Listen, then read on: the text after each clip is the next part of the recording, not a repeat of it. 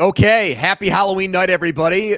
Week 9 starts with a Jets win. We haven't been able to say that since the last time they played on Thursday Night Football. That's right, Pat.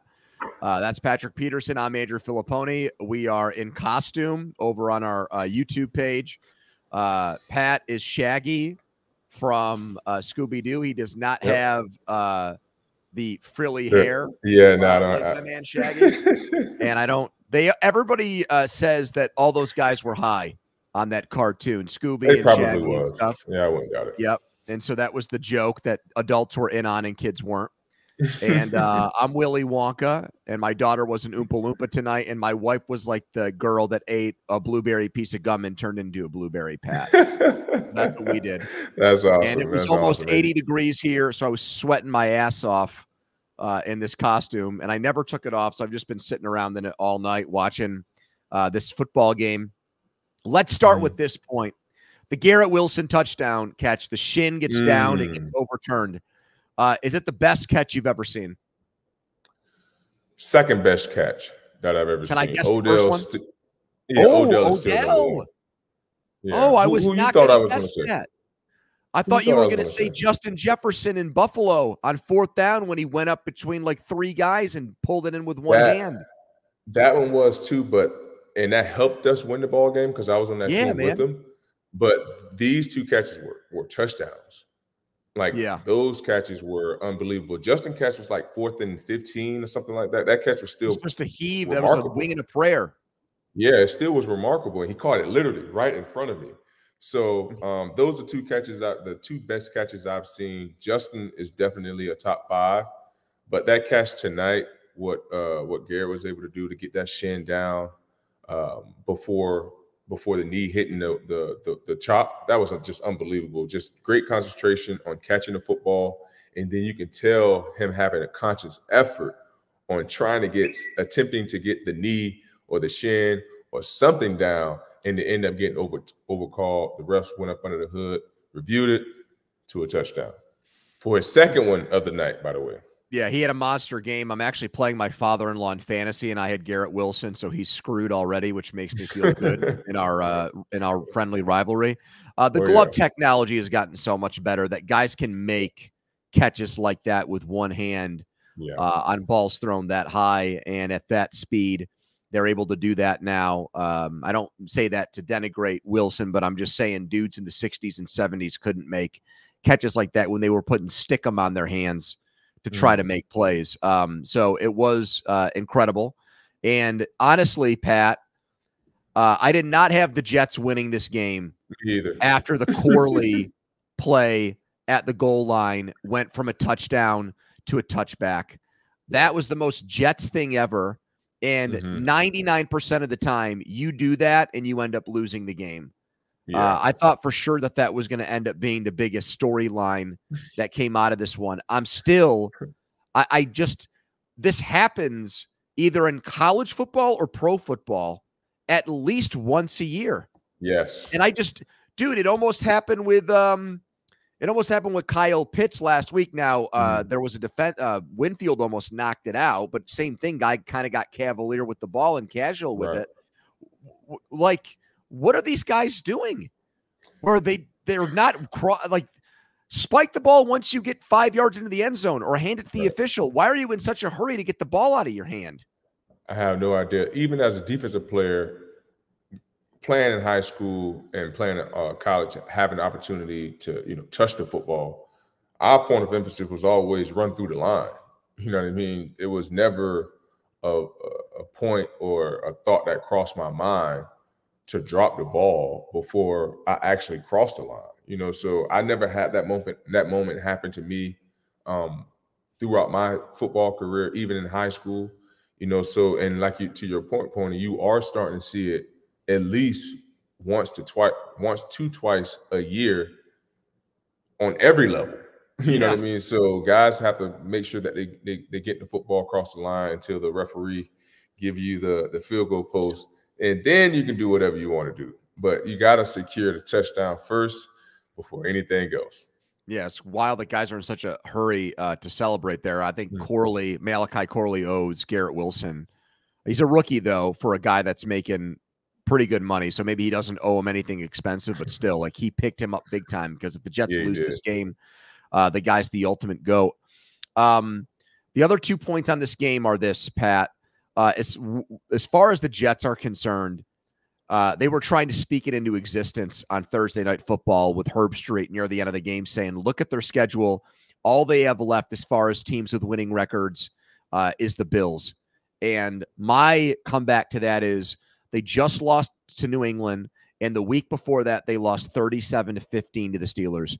No, I'm not at 3-6 gonna like fall for it and say, look out, here come the Jets now. They wanted me. They were trying to talk me into it. It didn't work. The sales pitch fell on deaf ears for me.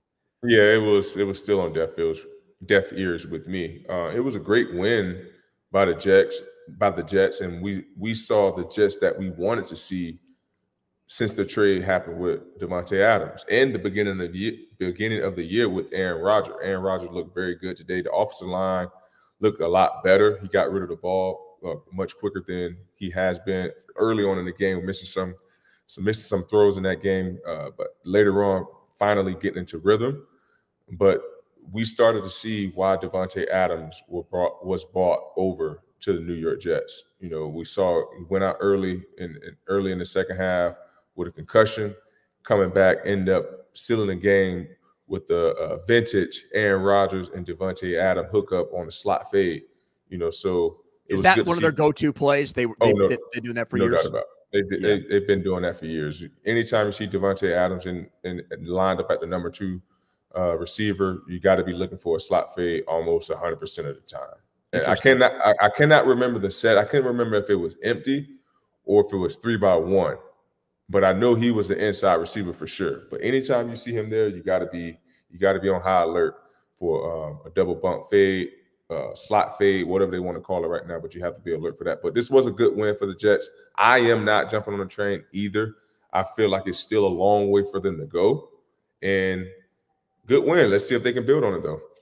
Houston's issue, and I've never seen just another boneheaded play by the Jets, was the rookie defensive tackle on the field goal that that gave the Houston a first down. Then the guy misses a chip shot field goal, so it actually took points off the board for Houston. But we have talked about this on the podcast before. Their offensive line is really good in run blocking, and it is pathetic in pass blocking, man. They're lucky CJ Stroud has not gotten killed. He was sacked 8 times in this game. I want to give the Jets pass rush credit because Quinnen Williams and Reddick had an impact on this game, but it's been an issue for them all year. The left guard, Kenyon Green, who was a first-round pick, got hurt in this game, and he has not been good. Their center has been awful, so that's why a lot of the rush came up the middle. And now you subtract those wide receivers in Houston with the injuries. Diggs out for the year. Nico Collins not back. So, you know, he doesn't have guys getting open as easy and as quickly, and that puts more pressure on the offensive line, and that's a problem there, Pat. Like, this team has not lived up to expectations this year, and I think it starts with their offensive line keeping their quarterback upright. Yeah, they had CJ Stroud running for dear life almost every single time it was a passing situation. And his stats are bad, and I can't even blame him. I'm just going to come right out and say it. Yeah, I was going to say that too. You know, watching this game, I was like, now I see why CJ don't have the numbers like he had last year, because he don't have time to throw the football. I mean, every single time that he dropped back, it was someone in his lap. And also, what made it worse, like you said, he didn't have none of his great pass catchers in there. Nico Collins still out. Stephon Diggs just tearing his ACL last week. I mean, Dale had a solid game, but for the most part, the three-headed monsters wasn't there, and they had to really, really lean on Joe Mixon, who pretty much carried the team. So it's very, very concerning, their pass protection for Houston, because CJ Stroud is lucky to be, walking out of the stadium under his own power right now. And I still think they're going to win the division, but one move got made this week that might change my opinion on that, and we'll get to it here as we now get into the Week 9 games. Got to start with Lions and Packers, NFC North. That's the best game of the week. It's a monster game. If Green Bay is going to compete for the division, they got to beat Detroit at Lambeau. So big, in fact, Pat, that Jordan Love hasn't practiced yet this week, and he's telling reporters there that he's going to play, not healthy enough to practice, but he's going to give it a go in the game. Is that the right move in Green Bay to, hey, we're paying him $55 million a year. We're paying you to play in these games, but he's way less than 100%. Do you think that's the right call to go with him? I think so. At this state of the season, just because this game is so huge, this can really position yourself, put yourself in a really good position moving forward. I mean, if Jordan comes to me and tells me that I'm 70%, that's good enough for me. I don't know the severity of the groin injury, but, not really being with Jordan or understanding his game, but being in a locker room and being around guys who want to be there for their brothers, I'm sure Jordan is a competitor. And if he can go, I'm sure he's going to go. So that honestly just comes down to that competitive nature in the athlete. But if he's 70%, he has to go just because how big this game is, and they really, really need this game to begin to gain ground on the Detroit Lions. I like Malik Willis at 100% more than I like Jordan Love at 70. And the way that their offense functions with him in there, that's the even bigger thing for me, because they run the ball so much better. Yeah. And what's that? You think Malik will be able to keep up with the Detroit Lions points-wise? If it gets to a shootout, absolutely friggin' not. I do not think that. Yeah. No, I don't. But I mean, you have ball control offense, run the ball, keep Lions offense on sideline. And the opportunity or ability to do that better with Willis than Jordan Love at less than 100%. I mean, I'm a Willis in this system. I trust him enough. Now, I mean, the Lions is going to be a tall task. I get it. But the Love turnover stuff, and man, the last thing I want to do too is him not practice. I've built a game plan to play with Willis. Now we're going to go with Love. He makes it worse in this game, Pat. And now I tried like hell to win this game. He aggravates it, and he's out for another 3 or 4 weeks. And I don't want to run that. I get the fact that you're playing the team that you're chasing, but I want to see what they can do with Malik Willis in a game like this. I'm intrigued by him. I've told you that, man. Yeah, you did. Last week we was talking about you was very high on Malik last week. If it's a shootout, I don't think Malik will have enough, but I see where you're coming from as far as Green Bay controlling the clock, really leaning on Josh Jacobs to really keep the ball, keep away ball from the Detroit Lions. But my thing with Detroit Lions, man, they're not shy about putting up points. For the only game I've really felt like they wasn't able to really utilize their I guess their high power weapons was early on in the year when they played Tampa Bay. But ever since that point on, those guys been rolling, man. 27 plus points a game. So, and they've done that before in Lambeau.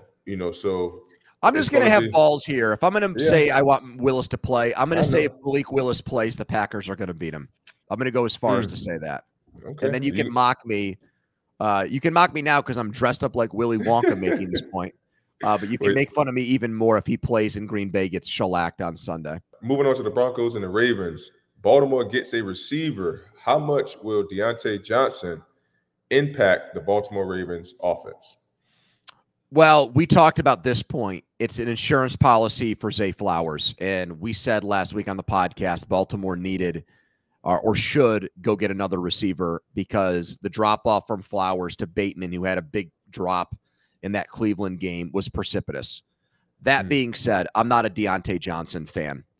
This is now 2 trades in a row where people have been shocked by how little he got dealt for.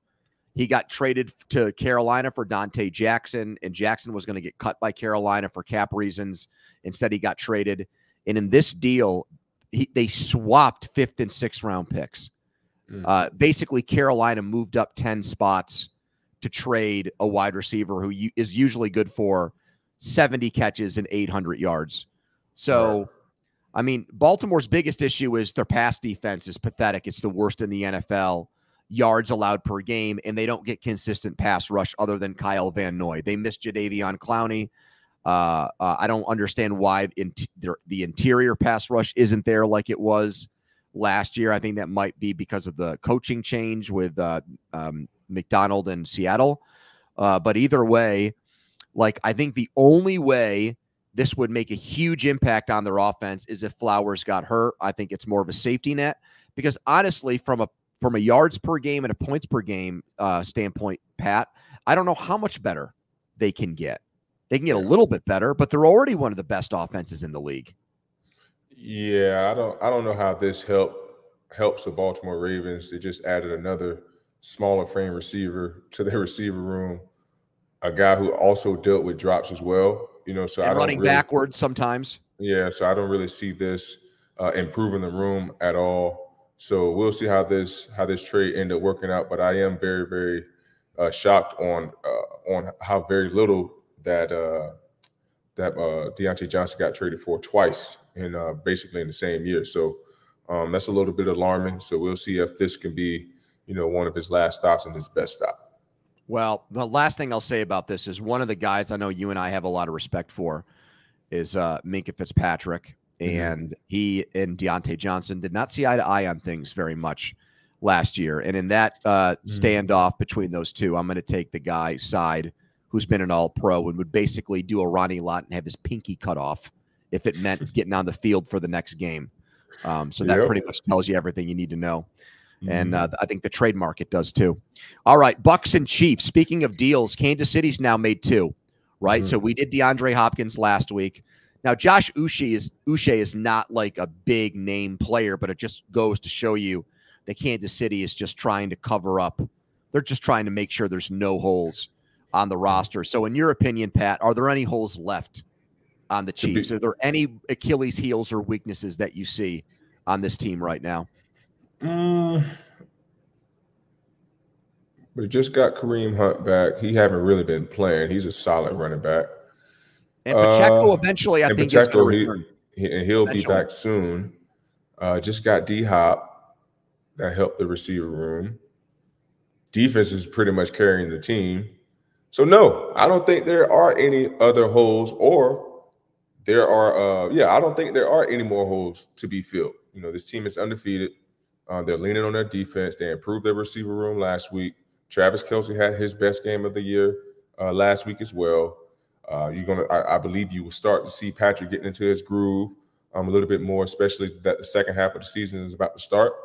So yeah, I don't think this team had any other holes that needed to be filled that I can think of on top of my head. Well, the one thing I see with them that I do think if they got into depending on the matchup, the one area of weakness I still see with them is offensive tackle. I think that, and I can't, I'd have to talk to somebody there and figure out if they really felt like some of these Mahomes turnovers were a result of like some of the pressure that's come off the edge.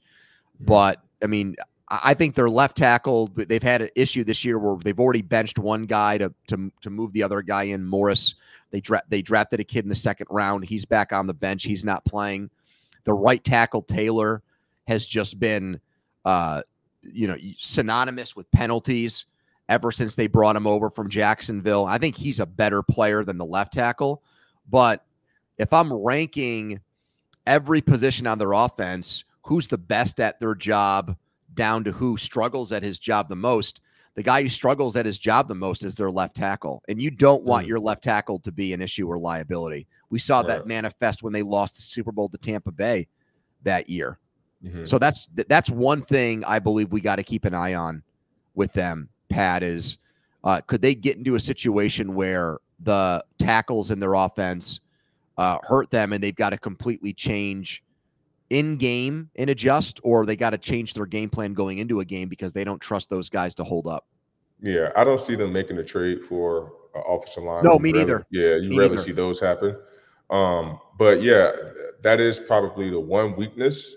But Patrick Mahomes plays so much ad-lib football to where he damn near don't need the offensive lineman out there for the most part. Like, he's always creating extra time by ripping and running in the backfield. So, that can also play a part into, why guys can't hold a block, due to, what Patrick's doing in the pocket. No, that's a good point. For the most part, I don't think that's a huge issue, in my opinion, just on what Patrick is able to do in the pocket to buy himself extra time.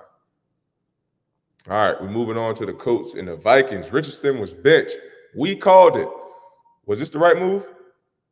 Yeah, and it's not pretty there because Anthony Richardson on Wednesday got asked if the benching was explained to him, why they were making the move, and he said no, not necessarily. So he's either so unhappy about it that he doesn't want to, put a good face on it, or something is getting lost in translation and there's a miscommunication. Either way, it's not good. I think that there's now clearly a lack of trust on the player side with the organization because he thinks that they've given up on him. The way that they've sold this idea going to Flacco, you and I have spun it like, hey, kid, you're 22 years old. Here's a veteran that's won a Super Bowl. You've had injuries. He's playing better than you right now.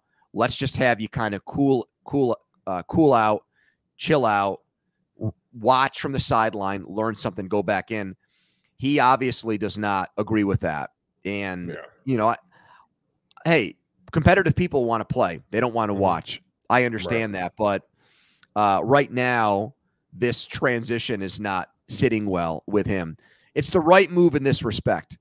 We're seeing, and I'm watching it with Russell Wilson here in Pittsburgh, and we've seen it with guys who are better than Flacco, whether it's Brady in Tampa Bay or Peyton Manning Peyton Manning in Denver, Phillip Rivers when he went to Indianapolis for a year.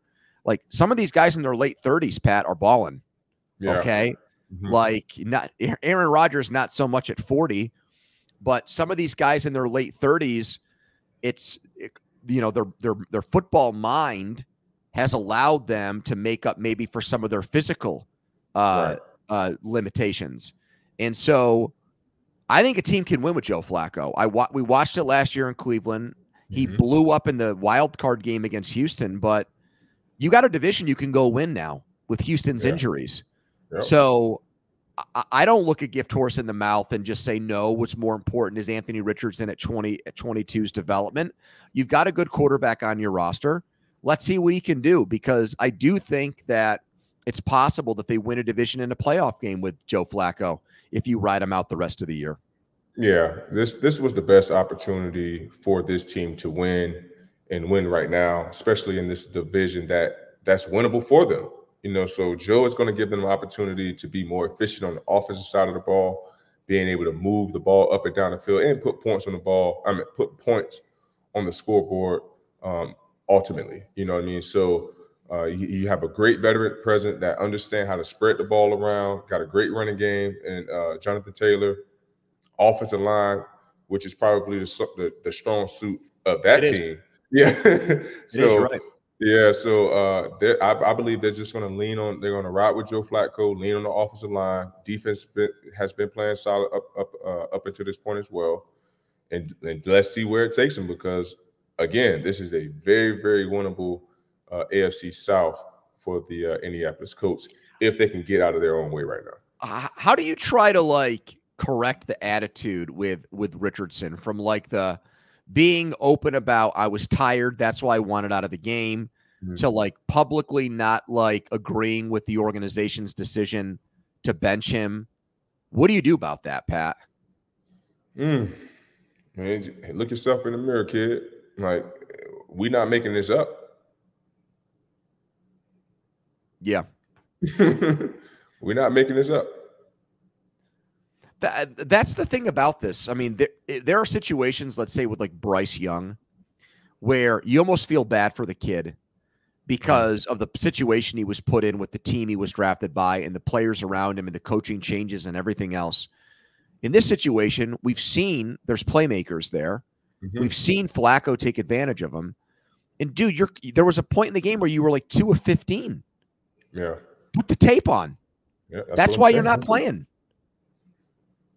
So because we feel like we're in position to win this division. And quite frankly, we don't think you give us the best opportunity to do that. Cowboys and Falcons. Bijan Robinson is 3 straight games of at least 100 yards from scrimmage.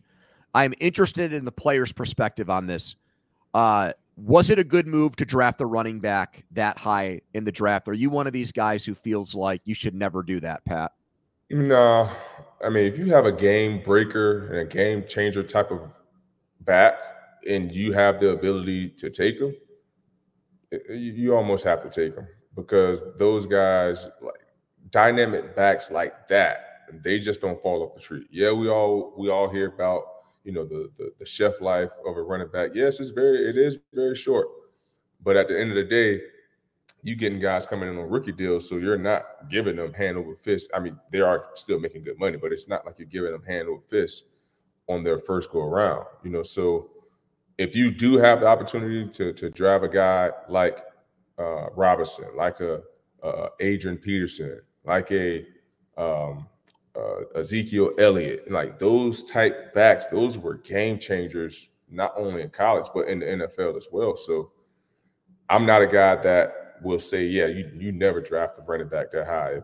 If the guy can ball and present different mismatches for your offense that can help make you better by hiding different personnels and certain and other personnels, I think it just make you that much more lethal, which it is, because Robinson is heavily involved in the pass game. Almost each and every week, he's getting at least 3 or 4 catches out of the backfield and getting some damn good yardage with those catches. You know, so he's a dynamic back. When you have a back like that, it's hard to pass up on, and Atlanta did not pass up on him. You know, I think that you have to feel like the guy affects your offense in more than just the running game. I think everybody is chasing Christian McCaffrey in these situations. Right. And so the reason why I'm for the most part adamantly against doing it, it's because these teams don't give these guys second contracts. You know, Saquon Barkley's in Philly.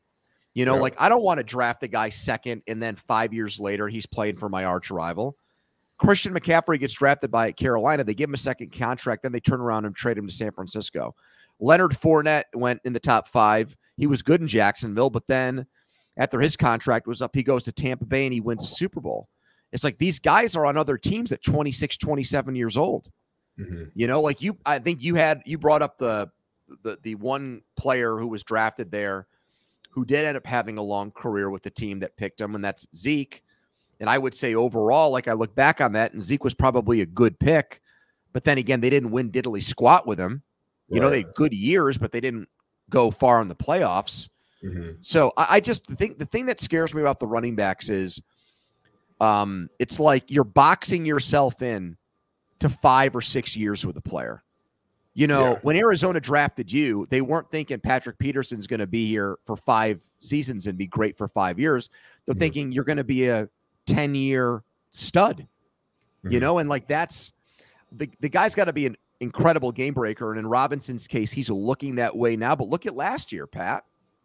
I mean, you could have found 10 guys to do what he did, maybe more last year. And look at their defense. They don't get any pressure on the quarterback. I know. 0. Like, if they had used one of those picks last year or this year when they picked Penix on a pass rusher, I think the Falcons would be a better team. I really do. Yeah, they have to find a way to apply pressure to that quarterback, because once November, well, we're about to be in November here tomorrow, but once November, December football start rolling around, that's when teams really start to separate themselves, and you're going to have to start putting pressure on the quarterback if you want to be one of those teams that has aspiration to play in the postseason. All right. We got the Bears and the Cardinals. Bears players have publicly called out their coach for the Commander loss. Are you cool with that? No, I'm not. I'm really not in this. So So here's the thing about this. Obviously, these guys are still hacked off that they handed the ball off to a backup center at the 1-yard line. Yeah. Okay. And I think that's close to a fireable offense. I don't know how the offensive coordinator is about to call in that play, and the head coach doesn't get on the headset and say, wait a minute, what the hell are we doing here? Okay. So in that respect, I get the anger and the frustration that lingers off a game like that. Mm-hmm. But at the same time, if you really believe, my opinion, if you really feel like your team is going places and this is going to be, this is going to be something that doesn't end up defining your year, I don't think days later you're still bitching and complaining about it. Yeah. That's my issue with it. Mm-hmm. I think there are some teams that have enough confidence in themselves and have enough vets and professionals that are like, you know what? Yeah, the coaches did F that up. But, I mean, we weren't perfect. You could probably find 5 plays where I effed up or, it's not like they played a perfect game or a great game, Pat. They played a decent game that was done in by one incredible play at the end and one stupid decision by a coach. But I don't know, like when 11 guys give up a Hail Mary play like that, how do they just come back? Coach. What's that? It's hard to blame the coach when that's what I'm saying. That's what I mean. Like, yeah, the Kramer thing, giving the ball to the center was really stupid, but I don't know. Still had a chance to win the game. That's my hang up on this. Yeah, I don't think it was cool. I'm not cool with it because at the end of the day, like, you still had an opportunity to win the ball. I don't know exactly what he called out the coach upon. I don't know if it was the call or handing the ball off to the DJ Moore. So like the specifics here on one of these issues, and it happened. Jalen Johnson made some comments too. Yep. But DJ Moore came out and basically said, "Yeah, we practiced it. It was in the game plan. It was in the playbook. I never, ever, ever thought it would get called in that situation, and guys are still upset about it." Is what he's pretty much said. And that came out today. That was in his. That came out. I think that was Tuesday that he said that. So 48 hours after the game, he was still talking about it. Yeah, I wouldn't even went that far. Coach called the play. He moving on. Like you said, if you got confidence in yourself, like I'm not still complaining about the play. How about the keep it in house thing? If you're not happy with it, then let's have it. We got meetings on Monday to talk about it. Right. Hell, we got meetings right after the game when we get back home. So Monday around 2:00, there's going to be a meeting. That's when you'd be able to air that type of dirty laundry out. And I mean, would you feel comfortable as a guy who obviously was so respected and played so well? Would you feel comfortable in meetings like pushing back on coaching decisions? I mean, I've never done it before, but I've seen it happen before, and yeah, not in a team setting environment. Like if we were in the defensive back room or having a discussion with our defensive coordinator, yeah, I give pushback or maybe give some intel on maybe what we think as a collective, because I was always typically the oldest of the group, so I had to speak. Had to be the voice for the room for the majority of my time in the NFL. So, yeah, we had those type of discussions, but it was all great dialogue. It wasn't nothing like, all in your face, this, that, and the other. So, would you, if a play got called in, and you're thinking to yourself, this isn't going to work, would you just run the play anyways because hey, it's above my pay grade? Oh man, it's funny you say that, man. It happened to us a couple times in Arizona, man. We was playing the Buffalo Bills. I'll never forget it. It's 2016.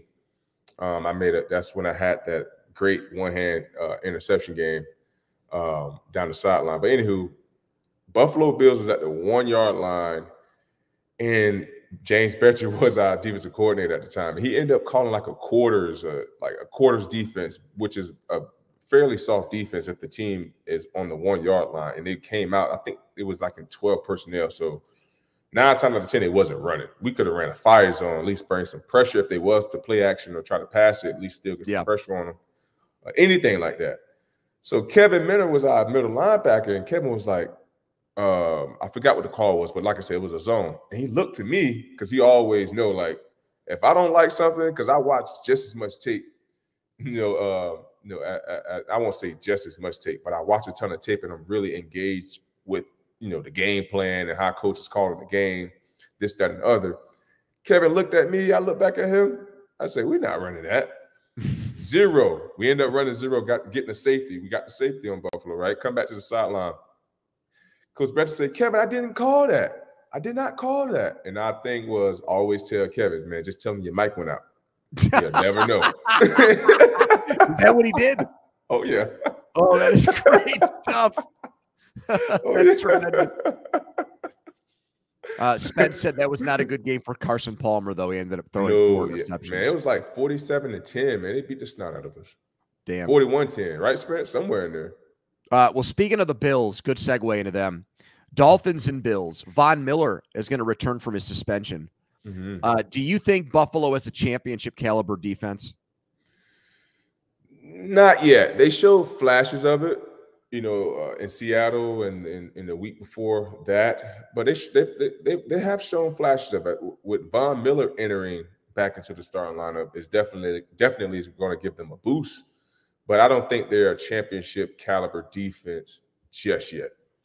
What do you think they're missing right now, Pat? What's keeping you from saying that? They need some corners for sure.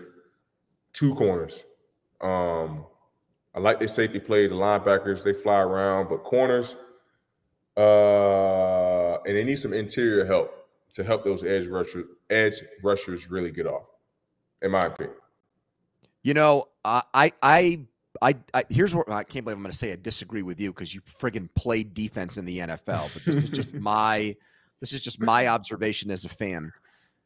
I don't think that they are an elite defense on par with. I'm just ranking the way defenses have played so far this year. I would probably put Denver, the Chargers, the Steelers, the Chiefs, like not in that order, but those are like my top 4. Right. And I think they're right below that. And I think you can win. I think you can win a Super Bowl with a defense that's there, especially because of what they can do offensively. I don't think that it's not going to be Denver in 2015 with Von Miller, where Peyton Manning couldn't play dead in the Western at that point. And then the defense just completely put them on their backs and carried him to his 2nd Super Bowl. They don't have to do that because the offense is one of the better ones in football. I think Russo has probably been their best defensive player. Yeah. I think he's turning into a star. Yeah, he is. The corner thing, Tre'Davious White's gone now. I mean, I think we're seeing that age has caught up to him. The Rams are basically saying, if we can't trade you, we're going to healthy scratch you, which is sad to see that the injuries have caught up to him to that degree. But I think that shows you that Buffalo is probably wise to move on. The kid that they drafted from Florida has not played well in the first round. Elam, right? Yeah, Elam. Yeah. But the guy that they picked in the same draft, Benford from Villanova, is a good player. I mean, he's not a great corner. He's not a number 1 shutdown guy, but if your pass rush is good enough, I think he can hold up. The Milano injury, I think, hurt them big time. I mean, I think you'd probably look at their defense differently if you had another guy like that in the middle level of their defense. But McDermott, man, guys leave there. Leslie Frazier, the safeties are gone, and you look at their numbers, and they're still statistically one of the better defenses. So I guess I trust him is the bottom line as a defensive tactician, Pat, that he'll have them where they need to be. And I think getting Von Miller back could potentially give them a shot in the arm too. All right. It may put them on the edge, over the edge. We'll see. All right. We got the Rams Seahawks. Should the Rams revisit the deadline fire sale if they lose this game? So you said on last Thursday's podcast, hey, this team can make a run now that they've got their receivers back. And one of the things I said in a non-aggressive way was, well, I just don't trust their receivers to stay healthy. They're good right now, but I'm just afraid that the shoe's going to drop again. Lo and behold, Nakua re-injures his knee in practice on Thursday. Okay, so they're saying it's minor. They're saying it's minor right now and that he's questionable for this game. But again, that freaks me out, okay? Yeah. That it's the same knee that he hurt in the Detroit game in week 1. I think they're going to have a very tough decision to make if they lose, and that's why I asked this question.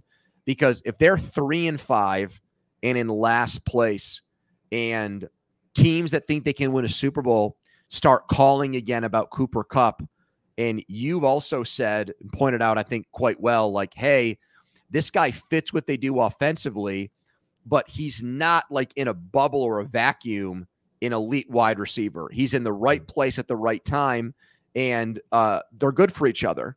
Right. But it's not like this guy is, you lose him and you're like, oh my God, what are we going to do now that Cooper Kupp's gone? He's in his 30s. He's making a lot of money. If somebody calls up and offers them a second-round pick if they lose, Pat, I think they got to take it. I really do. Yeah, yeah. You got me stuttering over here. You almost have to take that too. If a team's coming in and offering you a second-round pick, and for you to get off the cap that he's presented for your team, yeah, I get off that as well. But I don't see it happening. No, I just don't. You don't. Yeah, even if they lose. Nah, even if they lose, I just don't see it happening. Just because what Cooper Kupp means to their offense, man. You seen what happened last week when not only Puka in the lineup, but once Cooper was in the lineup, he run totally different routes from Puka, so they feed off each other very well. Yeah. So they're like a Batman and Robin out there at the receiver position. Puka is a little bit more down the field, running those over routes, running those possession routes, catching the ball across the middle. Then Cooper Kupp is more of a shield route runner guy. Like he's using bodies to get open or running away from a defender's leverage. So to me, that's just a match made in heaven, and I just don't see them getting off of Cooper Kupp at this stage of the season. Commanders and Giants, where is Jaden Daniels and Patrick Peterson's MVP rankings? Jaden Daniels, I have to go. I put him number 3. That's exactly where I have him. Yeah, I put him number 3. Here are the 2 guys I have ahead of him. I have Jared Goff 1. Okay. And I have Josh Allen 2. And then I have Daniels 3. Okay. I had Lamar, Goff, and Jaden. That was my 3. See, my personal rule is if you lose at home to Gardner Minshew, you're not allowed to win the MVP. So that's why Lamar Jackson is actually below Jaden Daniels right now.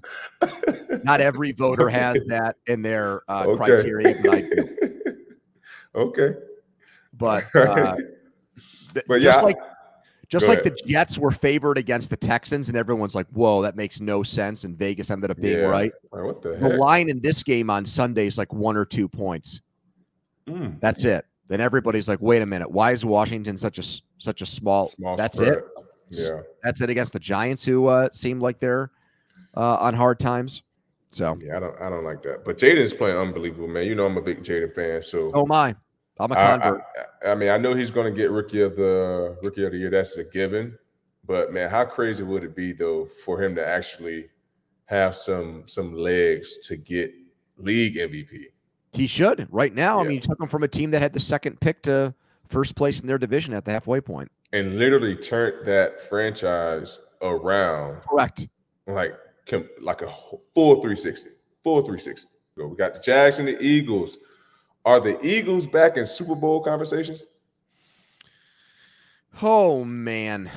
You know what? Like, this is one of those ones for me where I can't say yes yet because I have to be consistent on this. Like, the thing that I am impressed with Philadelphia lately is that they're playing teams that either aren't that good in the Giants or have a significant injury like Cincinnati with T. Higgins, and they've bludgeoned both teams.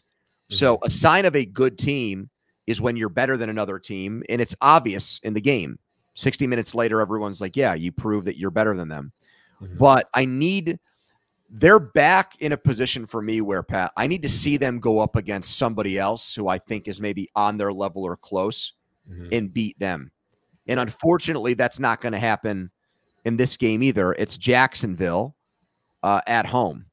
So the Eagles are going to be a team for me for a little while here because Jalen Hurts struggled so much early in the season. And yeah, he's starting to find his groove, and he's got guys healthy. But I mean, they're going to play in a couple Thursdays, the Commanders. That's the game where I got to see him in this Eagles offense flourish, in their defense make plays against Jaden Daniels before I put them back in the conversation. So my answer right now is no on them. You? Yeah, I don't have them there just yet because I want to see like Jalen really take this offense, by the horn. He's starting to get there, made some big throws last week, but like you said as well, they're really not playing.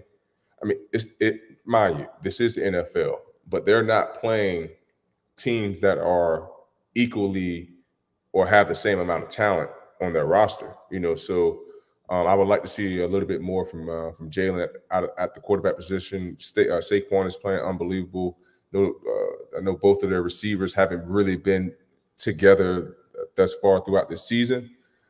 So yeah, I just need to see a little bit more consistency from Jaden throwing the football, connecting with those guys downfield. We know how much the Eagles love those home run plays. So seeing that more frequently and more on a consistent basis of them connecting with those throws, and the defense is starting to play a little bit better. Right. And if they can do that, yeah, give me about another 3 weeks, and then we can revisit this question. Those young guys that I've gotten on in that defense, and we touched on that a few weeks ago, maybe a month ago or so, have actually started to play a lot better, and that's going to be that's imperative if they are going to go on a run here and compete for something in the NFC. Chargers and Browns, okay? We saw Cleveland have that miraculous win against the Ravens last week, but they are still 2-6, Pat. Yeah. Should the Browns trade Myles Garrett at the deadline?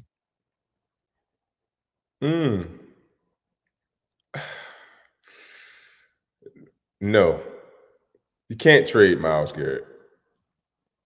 You just lost Deshaun Watson. I know everybody may not like him. He might. What if Detroit said we'll give you 2 first-round picks? Ooh, I don't think they still won't let him go, in my opinion. Should they, though? Should they? No. Still no. No, man. Myles Garrett is the freaking face of that team, the league MVP. Like, he is the cornerstone of that defense. They build everything around him. Yeah. So you're going to be pretty much starting all over again. So no, I wouldn't do it. And I don't think you can find another Myles Garrett in the draft upcoming, in this upcoming draft or the year after that. I haven't seen many Myles Garretts in college football. So no. He's 28 years old, and edge rushers can last a long time. Some of these guys like Bruce Smith play into their late 30s. But the thing is, Pat, they're going to need to find a quarterback. Yeah. And I think I'd want extra picks. The issue with Detroit is that you probably figure the first round picks won't be very good because they're going to be made even better by Myles Garrett, and they're going to be picking near the end of the first round. So you're going to be trading him essentially in my hypothetical that I just dreamed up for like late 20s and early 30s. Right. The reason why I think, teams are going to call about Garrett, and you at least have to like have a conversation about it, is where are you going? Like you said, you don't want to blow it up and start from scratch. I don't really see a path towards winning anything doing what they're doing now. So you've got to find, I think, you've got to answer the quarterback question, which has been Cleveland's problem since they came back to the league in 99. And honestly, they probably should have just, not probably, they should have just kept Baker is what they should have done. Yeah. And they would not be in this predicament right now. That probably would have been the best bet for them, but Cleveland always had trouble drafting quarterbacks. This ain't nothing new. So yes, they've had 39 quarterbacks since they came back in the league, starters. So I don't think them getting 2 first-round draft picks still won't help them to pick the right quarterback. So they just got some buzzard luck. Patriots, Titans, 1-6 versus 2-6. Scary matchup. Speaking of scary, what is your all-time favorite scary movie? So I hate scary movies. I'm just going to start there. Like, I don't want to sit down and watch people get their heads cut off for 2 hours and just sitting there, like, having to close my eyes. That. You like that feeling? I just like watching scary movies because I know it's fake. Then the thing I like about it too, I know when the horror part is about to come on. Like, it's just funny. Like, it's about to come on. You hear the music. It's all the same. So okay. So this is, I guess, like a difference in our personalities or whatever. Like, I legitimately do get scared by those things. Really? Like, yeah. Like when I know, like in Saw, that someone's about to like have their foot cut off, I don't want to watch it. So I close my eyes. Okay. So like, yeah, I know. So I have to pick a scary movie that really doesn't like get into like the super like bloody stuff. Right. I like the original Halloween. I like the very first one where Jamie Lee Curtis is still in high school and Michael Myers is just standing there and he's walking and it's taking him forever to get to her and she's freaking out and he's not running or anything. He's still taking his sweet ass time to chase her down. And he's wearing that old William Shatner mask. Yep. And at one point he's driving a car and he actually used the blinker at like a stop sign, which like made me laugh. I love like I'm not saying I like love it, but if we're gonna put on your style. Yeah, like my wife has this weird thing where she doesn't like watching old movies. Like she'll only sit down and watch a movie if it came out in the last couple of years. So I get inundated with like the new scary because she loves this stuff. So I have to like watch like through like, you know, putting my hand in my face and covering up my eyes. I have to watch these new movies every Halloween and I don't enjoy them at all. But you like the emoji? Exactly. Yeah, exactly. But I guess I am, if I'm going to pick one that I like, I would go with the original Halloween. How about you? Candyman, the original Candyman. That was like my favorite. Yeah, that was like my favorite movie to watch when I was growing up. I've never seen it. Man, they just had another one come out maybe last year, if I'm not mistaken. Yeah. But man, the original Candyman was my favorite movie. It wasn't. So what was the dude? You'd say Candyman 3 times and he'd come and kill you? Yeah, like in the mirror. Yeah, say it 3 times in the mirror and like flick the lights and he's supposed to appear in the mirror behind you. Gotcha. So would you do something like that, Pony? Like, would you go in the bathroom and do like a Bloody Mary thing or something like that and, you know, flick the lights on or however you got to do it? Turn the lights on and say Bloody Mary. Wait a minute. Like, would I like do that in real life and like, hell no. Why? No, like I remember in like high school, guys, like, you know, when not high school, but like maybe we're in like 8th or 9th grade, kids would like smoke pot and want to like get like a Ouija board out. And I'm like, no way. I'm not doing any of that stuff. I'm not messing with supernatural crap or spirits or anything. I don't really believe in that, but I don't want to mess with it. If they're there, I don't want anything to do with them. Let them leave me alone. You just want to walk past them and keep your day moving. Yeah. Yeah, exactly. I like it. As a sidebar to this, what's your favorite candy? Favorite candy? I gotta go Starburst. I'm a Starburst guy. Yeah. I don't like having to unwrap each one. See, that's I was just about to explain the Starburst I like. The Starburst I like are the gummies that come in the family size bag that you just pop open, take as many as you want, as less as you want. You can share. You can even share them if you want. So wait, when you say gummies, they're like gummy bears? Yeah. It's like Because I know Starburst makes jelly beans, and I've had those. Those are actually good. Hold on, let me see if I can pull this up. Yeah, they gummy bears. I Okay, hope I've never had. Yeah, it is Starburst. You got me thinking now. Because it might be no, it's not Lifesaver. Yeah, it is Starburst. That's Starburst. Okay. Because I've tried those Lifesaver gummies. Those aren't bad. I'm generally speaking more of a chocolate than I am fruit candy guy. I'm not a chocolate guy. Nah. So there was a point in my life, I'm embarrassed to say chocolate on me. I think there was a point in my life where I ate a Snickers bar every day. Really? When I was like in my early 20s, yeah, which is pretty gross looking back on it. Chocolate guy. But I would say Snickers. What's your favorite candy? I would say Snickers 1. I would say Kit Kat 2, and I would say Reese's Cup 3. That's my top 3 right now. So Reese's Cup used to be my favorite up until I got about 11 years old. And I don't know what happened. Maybe. Yeah, you grew up. Yeah, exactly. I think I grew up and I had like a crazy amount of cavities, like as a kid. And my dad used to always tell me it was because of the Reese's Cup I used to eat, because he used to sit, the chocolate, it just sits on your teeth, and the sugar started to, eat away at your teeth at a certain age. So, yeah, that's when I started giving up the chocolate, because I felt like eating the fruitier candy, it was easier for me to get it off my teeth versus the chocolate. That was just my thought process. Is there like candy laying around these meeting rooms and stuff in NFL facilities everywhere? Like, are dudes like snacking out? Hold on one second. All the time. Yeah, I'm still snacking out now too. Keep some candy, man. Now, is that from Halloween? No, this is mine. That's your own personal supply. My own personal supply. Gummy bears. Oh, we got a Reese's Cup.